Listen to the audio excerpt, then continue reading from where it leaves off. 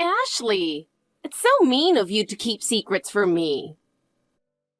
What do you mean, Sharon, all of a sudden? I heard from Dave. He told me you're going on an overseas vacation. Yeah, but it's not a vacation. More like I have some business to take care of. And I also heard your accommodation is paid for. Oh, you know a lot. Dave told me all about it. You got a free stay at a resort abroad. And the accommodation includes family members too, right? Well, yeah. But I'm planning to go alone. I still need to buy my plane ticket, and the dates are already set. Plus, my parents are elderly and long flights would be tough for them. What a waste! Why did you let us come along? Is that why you're contacting me? Come on, it'll be fun. Dave is your brother, so that makes Hayden and me part of your family too, right? Hayden has never been overseas, and I'm sure he'd be thrilled. But hasn't he been avoiding me? Really? Whenever I talk to him, he ignores me, and he won't even make eye contact. Well, he's a teenager going through that rebellious phase. He's probably just taking it out on you, the kind aunt. He's still your cute nephew, right? Please let it slide. I suppose, but I have my concerns. Listen, Sharon, if you repeat what happened in the past, I won't be so forgiving. Yeah, sure, I completely understand. Looking back, I realize how much trouble I caused you. I assumed you had plenty of free time just because you were a novelist. I'm really sorry about that. Well, if you've truly learned your lesson, then fine. I really have. So, how about this time? I take care of booking the flights for all of us. You will? I'll even cover the costs. Consider it my way of making up for the past. You've already arranged the hotel, after all. Is that okay? All right, if you're sure. I'll leave it to you then. Yay! Thank you so much. It's been so long since I've had a vacation abroad. Hayden, do you have a minute? What do you want? I'm busy studying. I'm sorry to bother you. I just thought you might have heard about the overseas trip. Yeah, I have, but I'm not interested. Mom really wants to take me, so I'm just going along. I have no choice. I see. I know it's your first time going abroad, and you might be a bit anxious. So feel free to ask me if you have any questions. You're bothering me. Excuse me? Just because we're relatives doesn't mean you can casually message me. I told you before, didn't I? If you have something to say, go through my mom. I'm sorry, but since this trip is happening because of me, you're being brought along. I thought it would be polite to reach out to you directly. I said it's annoying, so stop. This whole politeness is just an excuse, right? What do you mean? Stop using me to get in good with my dad. Are you jealous because my dad works for a big company and makes a lot of money? I mean, you didn't get a job after college and just drifted around writing your little novels, right? It's no wonder you'd be jealous. One sibling is a successful elite and the other is a failed writer. I can kind of understand why you'd want to harass my mom out of jealousy. I'm not jealous of your dad, and I've never harassed anyone. Oh, come on. I've heard all about it from Mom. Back when you used to come over to our house a lot, you complained about everything and bullied her, even though you were an outsider. I've never done such things. Did she say that? Yeah, typical behavior of someone who doesn't realize they're the problem. You think you'll be forgiven just because you're clueless? Your novels didn't sell, so you took out your frustration on her, didn't you? This is why I hate people who do nothing. If you're so bitter and mean, you should just get a real job. Writing novels is my job. You can't call your hobby a job. You hung around our house under the pretense of looking after me. Even when I asked Dad, he didn't deny it, so it must be true. I see, though I think there's been some misunderstanding. I don't care. Mom wouldn't lie to me. I understand where you're coming from. If you don't like me, I won't force any conversation on you during the trip. Good. I don't have anything to say to you anyway. I can't believe it. You left me stranded at the airport. What else could we do? You were the only one without a ticket. The flight was about to leave, so we just went ahead without you. Why isn't there a ticket for me? Didn't you say you'd take care of booking the flights? I somehow just forgot to buy yours. Seriously? Of course it wasn't on purpose. I thought I booked everyone's tickets. But right before the flight, we realized we forgot to get yours. The whole family is cracking up. This isn't something to laugh about. You wanted to see the hotel booking, and as soon as I showed it to you, you snatched it from my hands, and now you conveniently forgot my ticket? You did all this on purpose. I swear it wasn't. You were just unlucky this time. Now we can enjoy a peaceful family trip.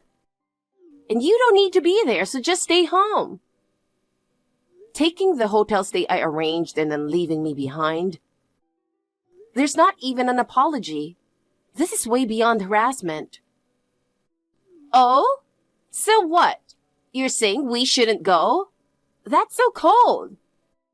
Look, just think of it as a generous gift from you to your family. Honestly, you're setting a great example of how being poor makes people desperate and bitter. I guess being a poor novelist lacks peace of mind. Excuse me? Even Dave says you should forgive me. I'm speechless. He hasn't changed a bit. Let me ask you one thing. Are you sure you'll be fine without me? Huh?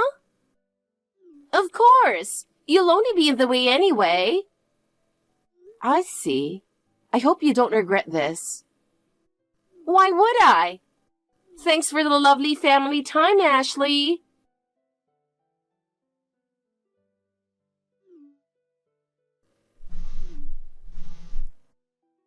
Ashley, I don't know what's going on. Oh, why are you so flustered? We can't check into the hotel. I was so excited to enjoy a luxury resort vacation.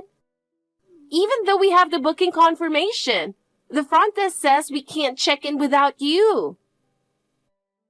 Well, that makes sense. The room was reserved for participants of the awards ceremony. Awards ceremony? What are you talking about? Actually, I won an award for a novel I wrote last year. The ceremony's tomorrow. The organizers went all out this year and decided to host it abroad. That's why the dates for the stay were fixed. And unless I inform them in advance, the reservation is non-transferable. Oh, no way! Apparently, there were issues with reselling in the past. That's why they have this rule. Reselling? There was a time when bookings for events like this were misused for resale. People would sell the hotel vouchers for the award ceremony to others, and outsiders would try to stay there without permission. It became a problem, and once, someone even tried to crash the ceremony. They caused such a mess that it ruined the event's reputation. So now, they strictly enforce ID verification when using the voucher. Why didn't you tell me all this earlier? I told Dave. If he didn't pass it on to you, that's on him. Oh, but maybe I forgot to mention the part where you can't use the tickets without me. Otherwise, you wouldn't have found yourselves in this ridiculous situation. That's so unfair. You should have told me directly about something this important. If so, maybe you should have confirmed the number of flight tickets with me earlier. Then again, forgetting to buy my ticket was probably intentional, right? Never mind. You'll just have to explain everything to them. If not, we'll end up having to sleep on the streets. I'd suggest giving up on that hotel and finding a different one. That's impossible! How are we supposed to find another hotel in a foreign country? And it's such a waste of money when we already have free accommodation. That's not my problem. Oh, by the way, I'll be arriving tomorrow. What? You booked a flight? Did you really think I wouldn't take precautions after being used so many times? I planned ahead. It's a shame I can't stay tonight, but I'll make it in time for the ceremony so it works out. What about us? What are we supposed to do? I don't know. I'm not getting there today anyway. Find a kind soul to put you up for the night. That's impossible! Neither Dave nor I can speak a word of the local language. You have smartphones, don't you? Figure it out. And what about Hayden? He's still a teenager. Are you seriously suggesting a child sleep outside in a foreign country? That's your responsibility as his mother. How cruel! Don't you feel bad for him at all? You're heartless. I'll return that insult right back at you. I warned you, didn't I? I told you I wouldn't forgive you if you repeated what happened before.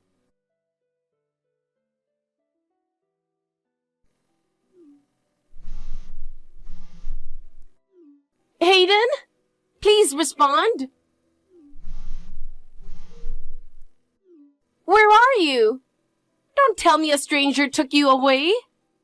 If you're alive, Hayden, answer me. I'm alive. Oh, thank goodness you're okay. Where are you? I told you not to leave my side. It's dangerous. You're causing so much trouble. Don't make things harder for me. I'm with Aunt Ashley right now. What? Why? I've always believed what you told me. And since Dad didn't say anything, I thought it was true. But I was wrong. Aunt Ashley isn't a bum. She's actually a famous novelist and an incredible person. Don't tell me you're siding with her just because you think it's better for you. I get it. You're upset because we're staying at a hostel during this trip. Sure, it isn't fancy. No amenities, thin walls, no privacy. But that's no excuse to abandon your parents. This whole thing couldn't be helped, you know. Aunt Ashley tricked us about the accommodation, so we couldn't stay at the resort. The only last-minute option was that hostel. And I had to find something within our budget. It was really tough. I wanted to stay in a better hotel too. It's uncomfortable sharing a room with strangers. And I've been worrying constantly about our valuables because of the risk of theft. I'm not mad about the hotel. Actually, I'm grateful that Dad managed to find a place for us. Anyway, I came to apologize to my aunt. Apologize? Mom, you intentionally didn't buy her plane ticket, did you? At first, I thought it was a joke and laughed it off. But then you said it was better that she didn't come, and I started to feel weird about it. When I asked if Aunt Ashley was coming, You said it was a surprise and that she'd show up later. And look where we are now. What's the problem? You didn't like her either. But it's wrong to exclude the person who gave us the accommodation, Mom. Even I know that's not right. That's why I messaged Grandpa and Grandma yesterday. When did you? The hostel has Wi-Fi. When I was little, Aunt Ashley was always at our house. I was sick a lot, often missing school with colds. And she took care of me the entire time. That's right. She looked after you in exchange for money. She wasn't earning enough from her writing, so I had no choice but to hire her. That's a lie, isn't it? What? It's a lie that you paid her, right? She was already a successful novelist back then. She was busy. But she still made time to take care of me and never asked for anything in return. How can you not believe what your own mother says? I used to believe you, but I can't anymore. If you were a stay-at-home mom, why did you need her to take care of me? You were supposed to be home, so why couldn't you look after me yourself? Being a stay-at-home mom doesn't mean I'm home all day. I had to do grocery shopping, attend PTA, and handle all sorts of errands. Grandpa said you were out having fun every day. Excuse me? He said you were always out buying brand-name goods, living it up. And Dad never stopped you because he thought it showed how successful he was as a husband. That's a misunderstanding. Sure, I shopped sometimes. But it was all part of maintaining relationships with the other moms. I had no choice. I wasn't neglecting you, Hayden. But it sounds like your friendships with other moms were more important than being there for me. Don't say it like that. Why not? Back then, I was always lonely. But Aunt Ashley was there for me. Because of her, I could bear it. Every time she came over, she'd tell me stories until I fell asleep. She talked about the novel she was writing and her experiences traveling abroad. Her stories were so fascinating. She once told me about riding a camel across a desert at night in some exotic place. The stars in the desert were beautiful, and all she could hear was the sound of the sand. It felt like time stood still. She also shared stories about the strange people she met while researching, like an elderly painter or someone living alone in nature. Each person had their own life story, and I loved hearing about them. Not just that, she listened to my worries and even the things that upset me at school. She'd always say, "One day, these experiences will help you," and she'd encourage me. That's why I always looked forward to her visits. She made me feel safe, and because of her, I could sleep peacefully. True, you were happy to see her, but... You see. But you kept saying she only helped out because you paid her. You made me believe her kindness was all about money, and that hurt me. Exactly! It's true! No, it's a lie. You're the only one who says that. Dad just avoids answering. But I know the truth. Dad clams up whenever something doesn't go his way. In the end, neither of you wants to be the bad guy. So now, you're acting like I betrayed you. But have you ever apologized to her even once? Why should I? I didn't do anything wrong. On the contrary, we've suffered because of her. Unless she books us a suite at a luxury hotel, I won't forgive her. See, you're just trying to justify yourself again. I've realized now how ignorant I was. I didn't know anything. That's why I apologized to her and she let me watch her awards ceremony. She was just as kind and impressive as I always remembered. What the heck? Watching her stand on stage made me realize how amazing she is. She was confident and composed when she spoke to the crowd. And afterwards, so many people came up to her, She took her time giving advice to everyone who asked for it. That dull old lady? I didn't realize it until I saw her in person, but now I know. She's sincere, and as a person, she's someone I really admire. So I can't trust you anymore, Mom. No, I don't want to trust you. Hey, I'm your mother. It's a child's duty to respect their parents. Don't say such foolish things. Come back here right now. I'll meet up with you for the return flight, but until then, I'm staying with Aunt Ashley. What? I used to blindly follow everything you said. But this experience abroad has been eye-opening.